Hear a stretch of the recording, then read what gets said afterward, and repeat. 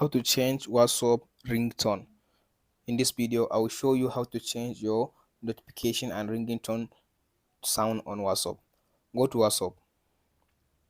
After you open up your WhatsApp, all you have to do, tap on this three dot at the top right side. Go to settings. After you come to the settings, all you have to do, scroll to down and tap on these notifications. Under this notification, as you can see now, the first option it says messages. So if you want to change the messages notification, tap on this notification tone. So in this section, tap on this sound.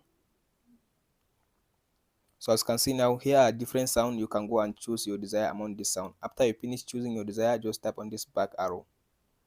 So the next one, it says group chat, group notification. So group notifications, if you tap on it, so tap on this sound or tap on this explorer. So if you tap on this explorer, it will take you to your phone where it will allow you to check a specific music that you want to add it as your notification. So tap on this sound.